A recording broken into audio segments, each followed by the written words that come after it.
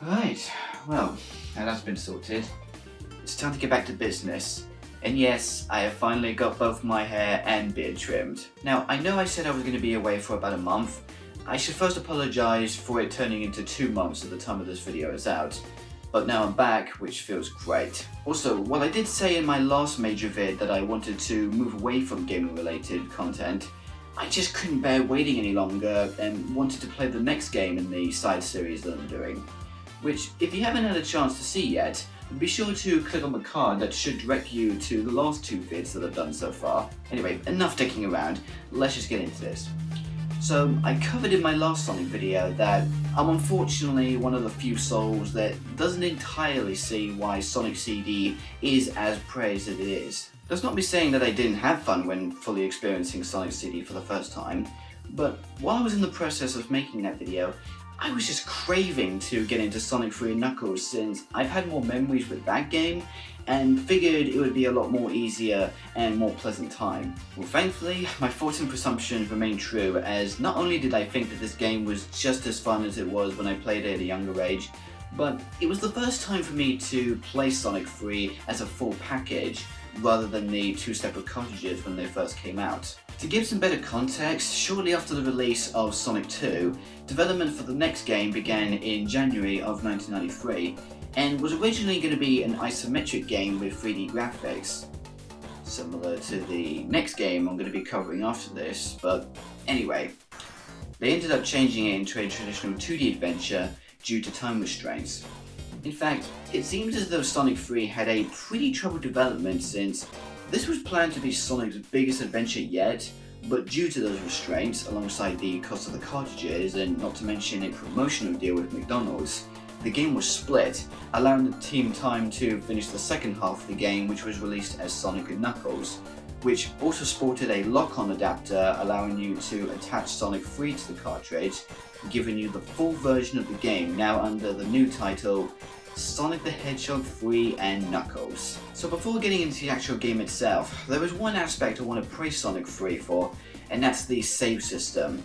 I know it sounds like a very minor addition, but having the ability to continue off from the last zone you died in, as well as giving you a level selection after completion, was such a tremendous feature to have, especially since I no longer had to rely that heavily on rewinding since, like the last few games, it's still minorly unforgiving with its enemy placement and selected difficult areas, but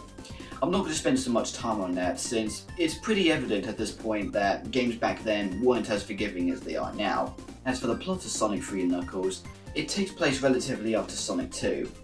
After defeating Eggman and taking out the Death Egg, it crash lands onto a mysterious floating island in the sky, with the impact causing it to fall into the ocean. Elsewhere, Sonic and Tails pick up a strong energy reading similar to the Chaos Emeralds, causing them to come across the island and investigate. However, as soon as they arrive, they are intervened by Knuckles the Echidna, the guardian of the floating island, and ends up stealing the Chaos Emeralds, leaving it up to Sonic and Tails to get the emeralds back and stop Eggman before he gets the Death Egg up and running again. According to lead programmer Yuji Naka, he stated that the team wanted to make Sonic 3's story a lot more deeper in order to expand the world of Sonic, which for the time, I say they succeeded, with the inclusion of an intro sequence and not to mention, every time you complete a zone, there's always a stage transition that showcases how the characters get to the next one, which is small but a nifty amount of detail. Speaking of stages, when combining the 2 cartridges, you get a grand total of 14 zones,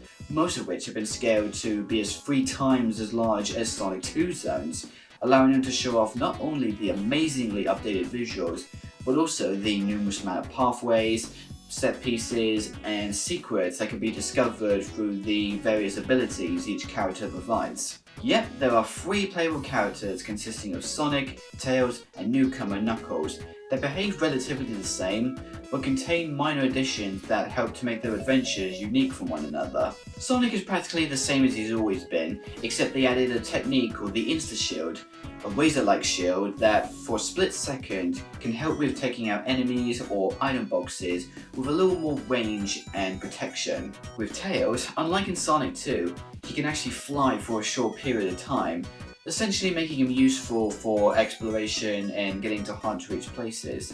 Not to mention, he's the only character who can actually swim too. And finally, we have Knuckles, who, despite not being as fast and can't jump as high as the other two, has the ability to climb up most surfaces and glide to far distances. Also, he can break through selected walls to take alternate pathways that neither Sonic or Tails can reach, making his journey just a little bit more difficult. It's also worth mentioning that Knuckles' story takes place after Sonic's, hence why a lot of the stage layouts are slightly different, and some of his boss fights have been altered since instead of Eggman, you take on Egg Bobos and an upgraded version of Mecha Sonic. When it comes to other new features and changes to the Sonic formula, Sonic 3 Knuckles contains a crap ton of content that makes the game longer, but just as enjoyable and delightfully creative for completion purposes.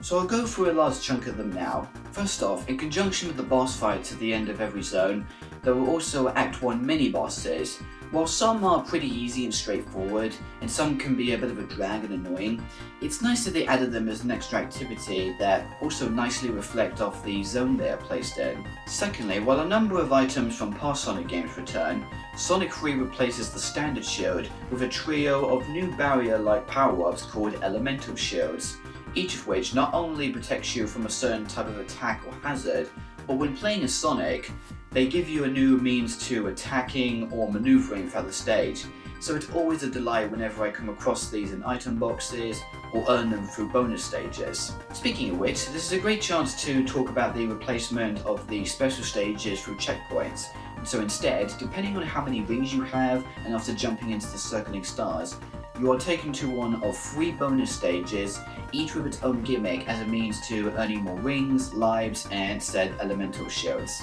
But with that said, unless you played this game before, which chances are you have, you're probably wondering, what about the stages containing Chaos Emeralds? Well, that's what I'm going to cover next. Scattered throughout each zone are a number of giant rings that can be discovered either through your current path or by exploring, which, as I've stated about the stage sizes alongside the character abilities, this game greatly encourages you to do that alongside all the high-speed antics. Anyway, after discovering and jumping into the giant ring, you are transported to the special stage, which is where the isometric graphics that I mentioned before ended up in. This time, the special stages are laid out in these checkerboard globe arenas, in which you need to collect all the blue spheres while also avoiding the red spheres as they were in the stage. And not to mention, when you touch a blue sphere, it becomes a red one, so caution is still a priority. Despite that though, I can confidently say that these by far are the best special stages I've experienced throughout this retrospective. The removal of needing a number of rings helps tremendously since finding the entrances are enough. They don't control awkwardly or stiff when traversing, and so long as you have good reflexes, you should be able to complete them just fine, even when the speed picks up. Like Sonic 2, as soon as you clear all these stages and get all the Chaos Emeralds, you have the ability to super transform. Although this time, after collecting 50 rings, you need to press the jump button twice. Also, Sonic isn't the only one who can transform, because Knuckles can turn super as well. Well, unfortunately, Tails doesn't get this feature, at least not until halfway through the game. You see, once you arrive in Mushroom Hill, and so long as you have all the Chaos Emeralds, you can come across these multicolored rings, and then after jumping into them, you are taken to the Hidden Palace, where you are introduced to the Master Emerald, a large gem filled with great mysterious power that is under the protection of Knuckles. It is here also where the Chaos Emeralds transform into giant grey emeralds and you lose the ability to super transform. However, if you touch one of these emeralds, you are taken to one of 7 new special stages, and after completing it, you're rewarded with a Super Emerald. After being rewarded with all 7, and thanks to some assistance from the Master Emerald, all 3 characters now have access to a completely new form. The first 2, being Sonic and Knuckles, can now transform into Hypersonic and Hyper Knuckles respectively. And what's most apparent is that Hypersonic is essentially a flashing, multicolored mass of destruction, because he has all the benefits of Supersonic alongside being able to breathe underwater, and also has a new air dash move which can go in any direction and can also wipe out any enemy on screen. And lastly, for Tails, he finally has access to a super form of the Super Emeralds, which may I just say that he may be just as overpowered as Hypersonic, particularly since his most notable feature includes 4 powered up flickies, or someone I know refers to them as his Flicky Army of Death, since they also home in on nearby enemies and can essentially take out bosses without you barely needing to move. Though to be fair, on some occasions I would find myself trying to transform as little as possible, just so I could listen to the stage music. In fact, that's probably a good way to segue into in that, once again, the compositions and musical tracks in this game are just bloody incredible, especially since now each act has its own variation, which helps to make them a bit more distinctive from one another. My personal favourites consist of the obvious Flying Battery, Hydro City, not Hydrocity, Lava Reef, Ice Cap, and despite being one of the more dragged out zones, Sandopolis thankfully has a great track to accompany it, which I didn't find out till much later was actually remixed for Boo's House in Team Sonic Racing, one of my favourite race courses in that game. Lastly, it's worth mentioning that Michael Jackson, one of my favourite musical artists of all time, was involved in some of the compositions for Sonic 3, but was left uncredited for various reasons that I'm sure you know about. But still, you can't deny that a lot of Sonic 3's soundtrack definitely has that MJ feel to it. I mean, listen to Carnival Night's track and tell me that doesn't sound like one of his songs titled Jam.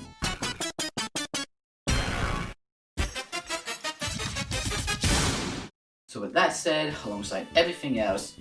I think it's pretty obvious at this point as to why this is a lot of people's favourite Sonic game, which, unlike the last game that I covered, is something that I can get behind since this is probably one of the best in the series that I've experienced, right up there with Sonic 2, but for completely different reasons. When comparing both games, Sonic 2 is the kind that you can pick up and finish in a relatively short amount of time, which is also a little bit less expanded and more straightforward,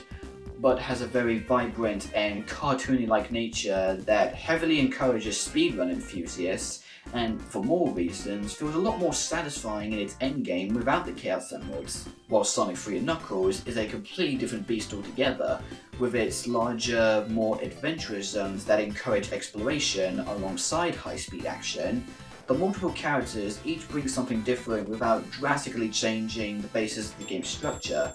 and in terms of setting and story, it further expands the world and lore of Sonic the Hedgehog, and therefore makes it more interesting. It's such a shame though that, unlike Sonic 2 and Sonic 1, Sonic 3 and Knuckles doesn't get acknowledged or included whenever Sega releases new compilations or allows remasters on new devices for various reasons,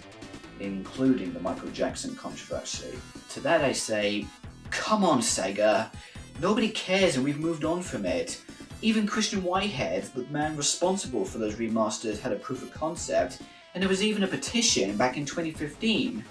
You're sitting under a potential gold mine, and Lord knows you'll need the money if you want the next main game to be less underwhelming and actually live up to any at all expectations. But aside from all that, there is no denying that both Sega and Sonic Team have achieved what is quite rare for most industry companies to achieve, in that the third installment of a series can be just as good, if not be the best. And with that said, I am honoured to place Sonic the Hedgehog 3 and Knuckles right next to its older brother and give it a very strong 9 out of 10.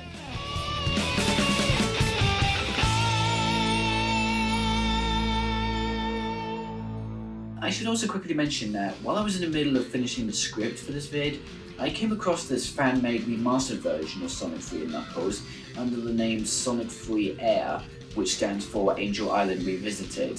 which, after trying it out for a bit, really makes me wish that I tackled that version instead.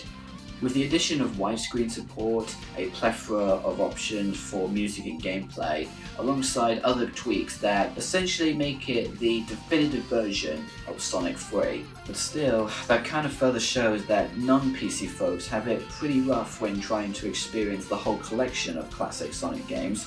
which makes me further wish that they'll be able to agree to something to ensure that non-PC folks will be able to experience Sonic 3 without necessarily needing to invest in older hardware, So, with the classic 2D adventure sorted, there is one small bump in the road that I'll need to tackle before truly entering the third dimension of Sonic the Hedgehog. And that's by looking at the last Mega Drive / Genesis title I'll be looking at, Sonic 3D Blast. Not exactly too sure what to say about it until I try it out, so guess we'll just have to wait and see. But until then, thank you so much for watching this video. If you're interested in checking out some of my other content, then feel free to click on any of the links on screen. And if you wanted to stay up to date to when I upload next, then be sure to click here to subscribe to my channel. Once again, thanks for checking out, stay safe and clean out there, and I'll see you all later.